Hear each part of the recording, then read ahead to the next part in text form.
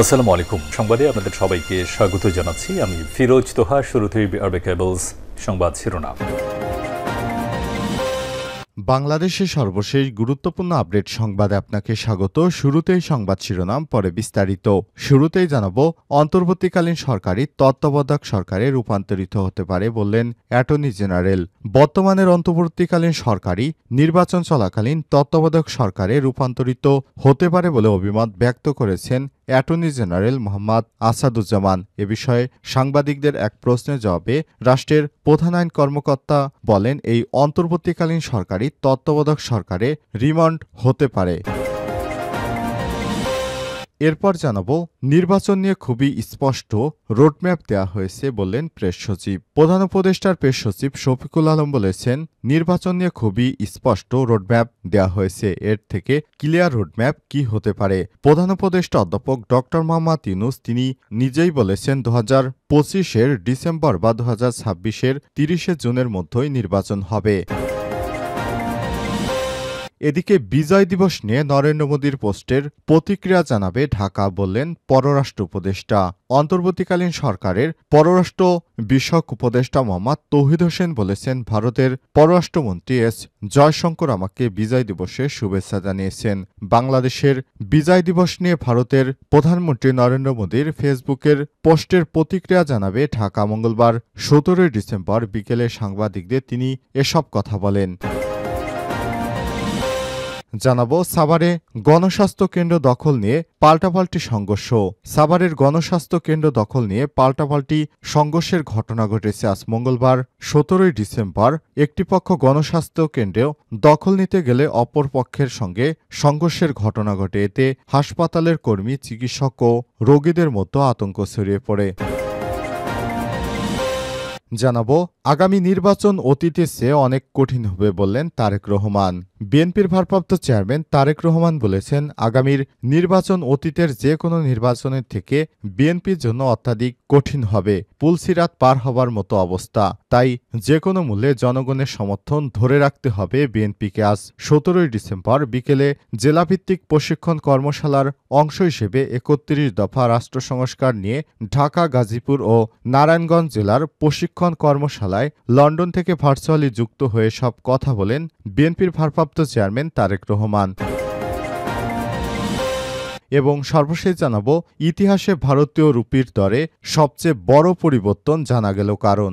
ভারতের বাণিজ্য ঘাটতি রেকর্ড মাত্রায় বেড়ে যায় দেশটির মুদ্রা রুপি সংযুক্ত আরব আমিরাতের দিরহামের বিপরীতে ইতিহাসের সর্বনিম্ন পর্যায়ে নেমে গেছে।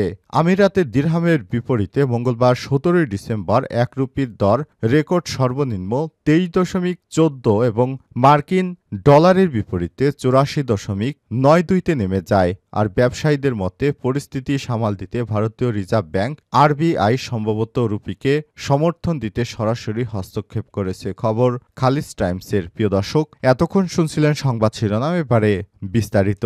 তবে তার আগে বন্ধুরা, অনুরোধ থাকবে সংবাদটিতে একটি লাইক দিন।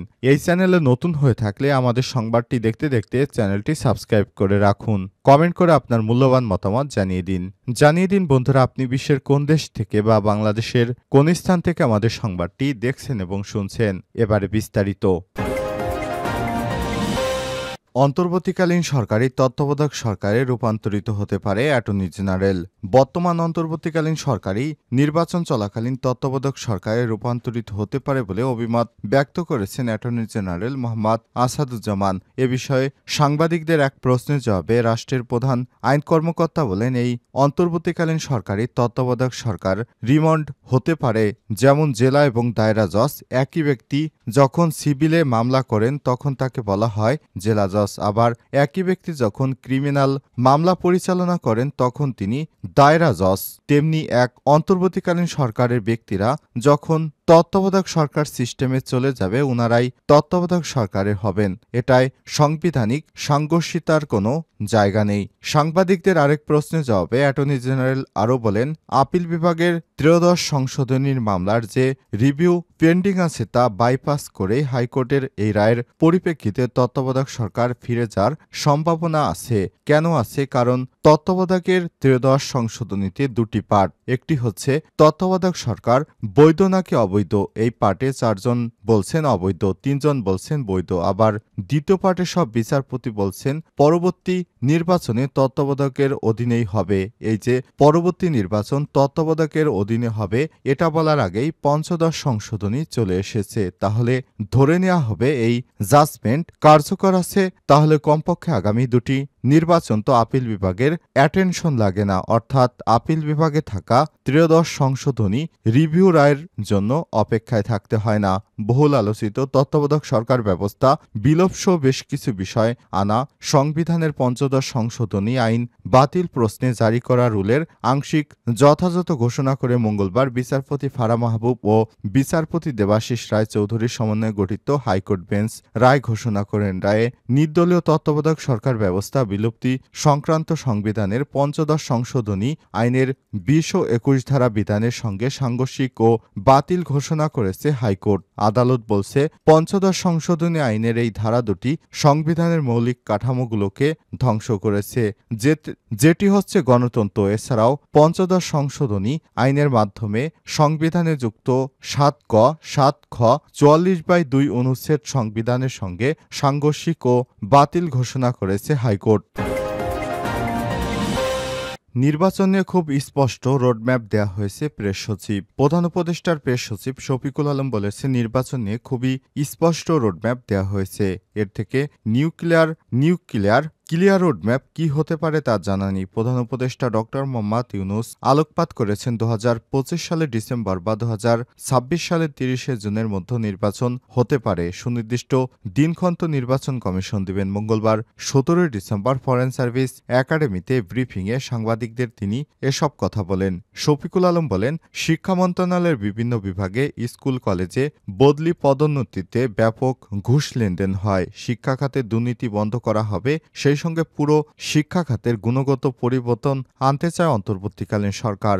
শিক্ষা কমিশন হবে কিনা এমন প্রশ্নে প্রেস সচিব বলেন, কমিশনের বিষয়ে বলা যাচ্ছে না, তবে সরকার এরই জন্য জরুরি কিছু পদক্ষেপ নিয়েছে। ক্লাস 9 এবং ক্লাস 10-এর টেক্সট বুক পরিমার্জন করে আধুনিক করা হবে। এ সময় তিনি আরো বলেন, ইউনিভার্সিটি গ্রান্টস কমিশন থেকে গ্রান্টস মজুরি বাদ দিয়ে শুধু ইউনিভার্সিটি কমিশন করা হবে। আইসিটি শিক্ষা দ্রুত বিশ্বমানের করা হবে। বিশ্ব মানদণ্ড অনুযায়ী আমাদের শিক্ষা খাতে বরাদ্দ খুবই কম। গত সরকার এমন কিছু অপ্রয়োজনীয় বিনিয়োগ করেছে, কিন্তু শিক্ষায় পর্যাপ্ত বরাদ্দ দেয়নি। শিক্ষা খাতে বরাদ্দ বাড়ানো হবে।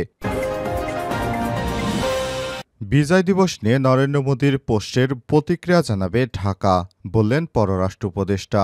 অন্তর্বর্তীকালীন সরকারের পররাষ্ট্র বিষয়ক উপদেষ্টা মোহাম্মদ তৌহিদ হোসেন বলেছেন, ভারতের পররাষ্ট্রমন্ত্রী এস জয়শঙ্কর আমাকে বিজয় দিবসের শুভেচ্ছা জানিয়েছেন। বাংলাদেশের বিজয় দিবস নিয়ে ভারতের প্রধানমন্ত্রী নরেন্দ্র মোদীর ফেসবুকের পোস্টের প্রতিক্রিয়া জানাবে ঢাকা। মঙ্গলবার 17 ডিসেম্বর বিকেলে সাংবাদিকদের তিনি এসব কথা জানান। পররাষ্ট্র উপদেষ্টা বলেন, থাই প্রধানমন্ত্রীর আমন্ত্রণে বুধবার থাইল্যান্ডে যাচ্ছি। আনুষ্ঠানিক আলোচনার বাইরে মিয়ানমার নিয়ে একটি অনানুষ্ঠানিক আলোচনা অনুষ্ঠিত হবে। মিয়ানমারের সঙ্গে সীমান্ত, সেখানে অপরাধ এবং দেশটির ভবিষ্যৎ, এই 3টি বিষয় নিয়ে আলোচনা হবে। সেখানে আলোচনা কোন দিকে যায় তার উপর নির্ভর করে বাংলাদেশ তার অবস্থান তুলে ধরবে। এর আগে কিছুই বলতে চাই না।